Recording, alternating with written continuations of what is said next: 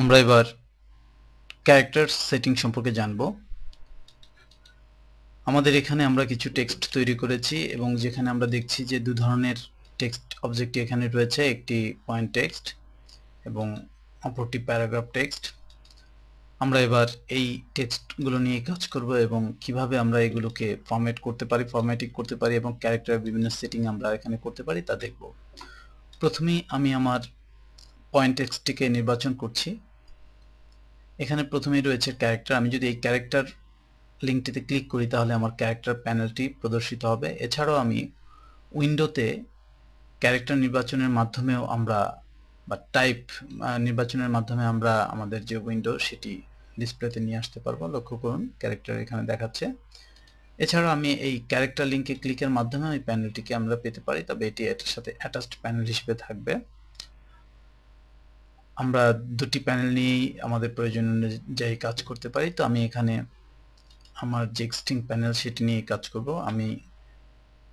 আমার এখানে ফন্টটি চেঞ্জ হয়ে গেছে কারণ আমি এখানে আমার যে স্ক্রল মাউসটি আছে সেটিতে ক্লিক করছি, করার ফলে এটি হয়েছে।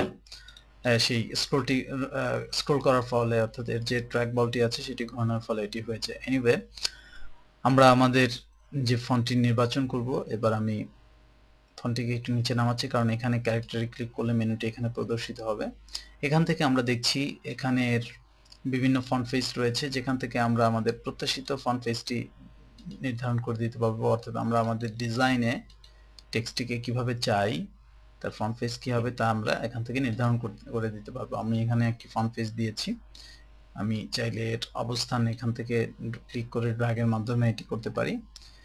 এবার আমি এর ফন্টের স্টাইলটি চেঞ্জ করব। আমি এটি বোল্ড রাখছি, যেটি ইতিমধ্যে বোল্ড অবস্থায় আছে এবং এর একটি ভেরিয়েশন আছে। ফন্টের ভেরিয়েশন বিভিন্ন রকম হতে পারে, normal, bold, italic, bold and italic ইত্যাদি বিভিন্ন রকম স্টাইল হতে পারে। এরপর রয়েছে ফন্ট সাইজ। আমি এর ফন্ট সাইজটি কমাতে যাচ্ছি কারণ এটি আমার পৃষ্ঠাকে ওভার করে ক্রস করছে। আমি একে 48 রাখছি। আমি ফন্ট আরও কিছুটা বাড়াতে চাচ্ছি, 60 রাখছি। আপনি যদি এখানে যে কম্বো বক্সটি আছে এটি ব্যবহার করে ফন্ট ছোট বড় করেন তাহলে এর যে প্রিসেট কিছু ভ্যালু আছে এগুলো দিয়েই করতে হবে। তবে আপনি যদি এই প্রিসেট ভ্যালু ভিন্ন অন্য কোনো ফন্ট সাইজে ফন্টটিকে ট্রান্সফর্ম করতে চান সেক্ষেত্রে আপনি এখানে তা উল্লেখ করে দিবেন, অর্থাৎ লিখে দিবেন। ধরুন আপনি চাচ্ছেন 52 পিটির টেক্সট তৈরি করতে বা 56 পিটির টেক্সট তৈরি করতে, কিন্তু এখানে 56 পিটির টেক্সটটি নেই। আপনি এখানে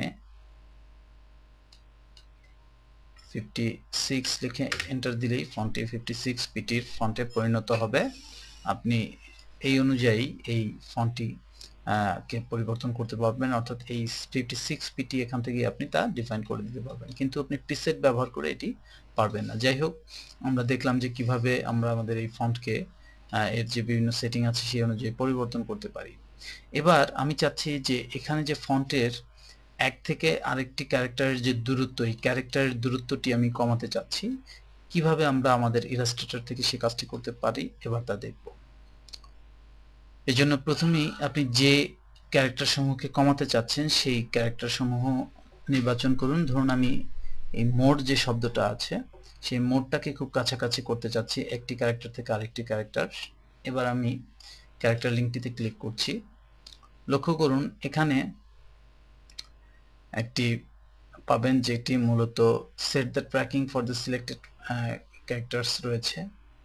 আমি এটিকে মাইনাস করছি, লক্ষ্য করুন, যার ফলে আমি যদি আমার ডিজাইনে লক্ষ্য করি একটি ফন্ট আরেকটি ফন্টের কাছাকাছি আসছে। আমি -100 করে দিয়ে দেখি, লক্ষ্য করুন আমার ফন্টটি কাছাকাছি হয়েছে। আমরা চাইলে ফন্টকে একজনকে আরেকজনের গায়ের সাথে লাগিয়েও দিতে পারি।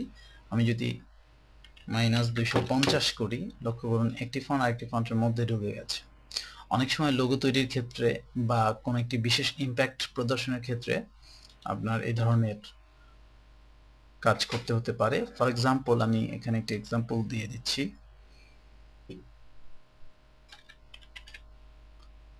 একটি লোগো তৈরির ক্ষেত্রে ধরুন যে ইজিএন এই নাম দিয়ে একটি লোগো তৈরি করবেন। সেই ইজিএন আমরা যদি অ্যাজ ইউজুয়াল লিখতাম, অর্থাৎ এটি নির্বাচন করে আমি পুনরায় এর যে ভ্যালুকে 0 করছি, তাহলে ইজিএনটি স্পেস একটি বিশেষ দূরত্ব রেখে রেখে ইজিএন লেখাটি হতো।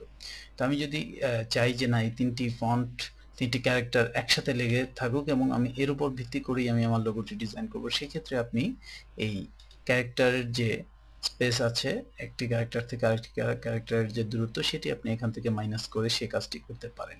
তো এভাবে করে আপনি এই পরিবর্তনগুলো এখান থেকে করতে পারেন। এছাড়াও এখানে আরও কিছু সেটিং রয়েছে, যেমন স্ট্রিক থ্রু একটি রয়েছে। অনেক সময় আমরা আমাদের টেক্সটে স্ট্রিক থ্রু প্রকাশের জন্য, অথবা আমরা যদি চাই যে আগের, ফর এক্সাম্পল একটি ডিজাইন তৈরি করছেন যেখানে আপনার দেখাতে হবে যে এই অংশটুকু কাটা, সেক্ষেত্রে আপনি এটি ব্যবহার করতে পারেন। অথবা আগের প্রাইস ছিল 150 টাকা, আমি এখানে একটু করেই আপনাকে দেখাচ্ছি, এতে করে আপনাদের বুঝতে সহজ হবে। Old value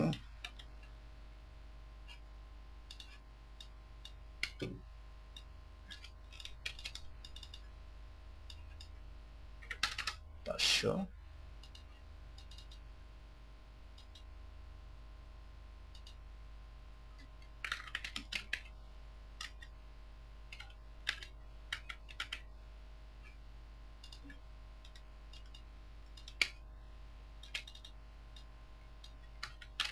new value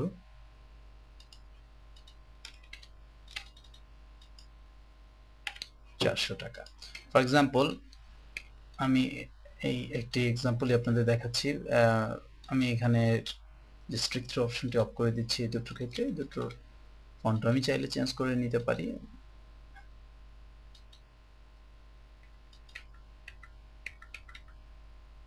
font change করে নিলাম।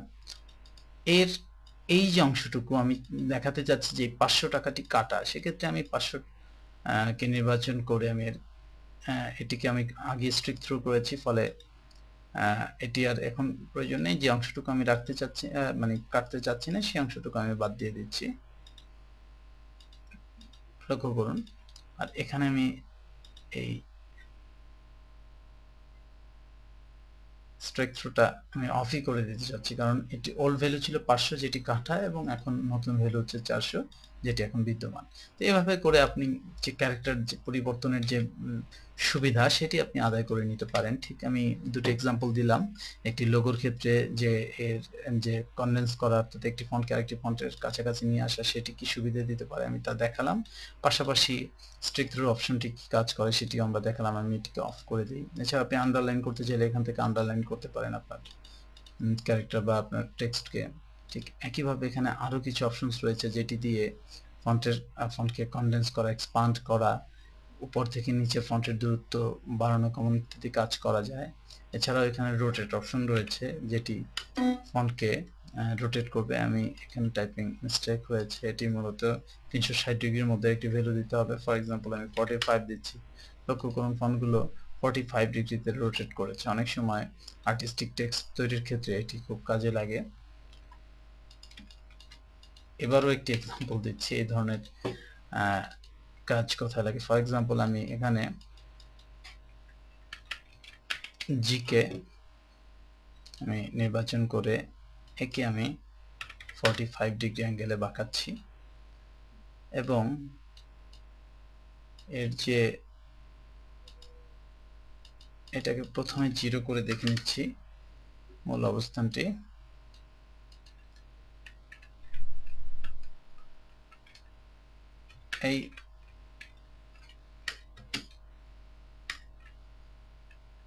এই দুটো ফন্টের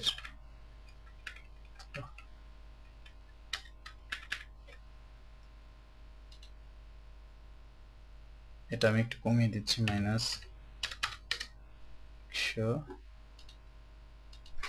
-250, আর এটা একটু বাড়িয়ে দিচ্ছি।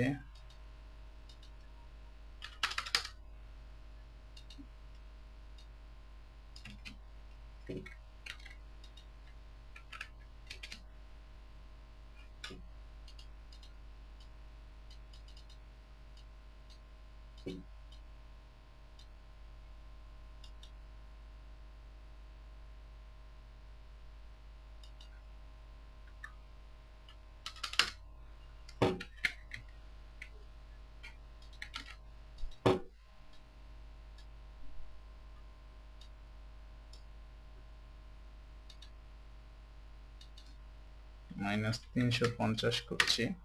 হ্যাঁ, কিছুটা কাছে এসেছে।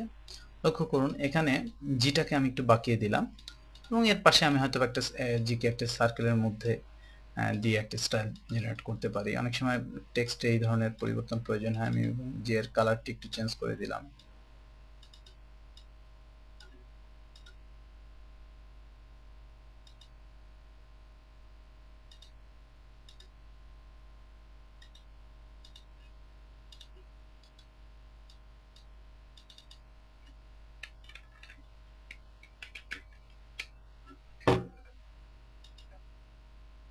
রাইট, জি এর কালারটিও একটু চেঞ্জ করে দিলাম এবং এটাকে একটু অ্যালাইন করে দিলাম।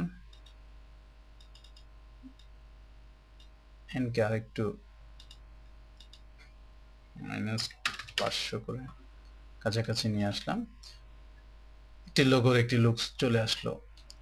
দেখা যায় যে এই কাজটি আমরা অন্যভাবেও করতে পারতাম, বাট একটি ফন্টের মধ্যেই সরাসরি একটি ক্যারেক্টারকে আমরা ট্রান্সফর্ম করতে পারছি। তো এই ধরনের কাজও আমরা এই অপশনসগুলো ব্যবহার করে করতে পারি এবং আমরা আমাদের প্রয়োজন অনুযায়ী ফন্টকে সাজিয়ে নিতে পারি। পাশাপাশি এখানে আরও একটি অপশনস আপনাদের দেখাচ্ছি।